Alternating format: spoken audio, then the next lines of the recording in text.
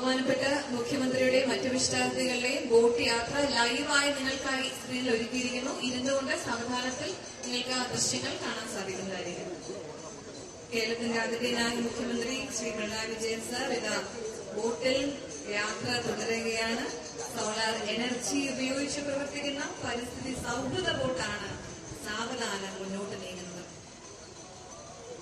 നവീകരിച്ച ജലപാതയുടെ ശുചിത്വവും ശക്തിപ്പെടുത്തിയ കരിങ്കൽ കെട്ടുകളും സുരക്ഷിതമായ അജറ്റികളും അതിമനോഹരമായി ഒരുക്കിയിരിക്കുന്ന ഇത് വളരെ ദൃശ്യമനോഹരമായ കാര്യങ്ങളാണ് നമ്മൾ കണ്ടുകൊണ്ടിരിക്കുന്നത്. ഒരു വെറും യാത്ര വിശേഷിപ്പിക്കാൻ സാധിക്കും. ഗതാഗതവും വിനോദസഞ്ചാരവും കൈകോർക്കുന്ന സുസ്ഥിര വികസന മാതൃകയുടെ പ്രായോഗിക അനുഭവമാണ് ഈ യാത്ര.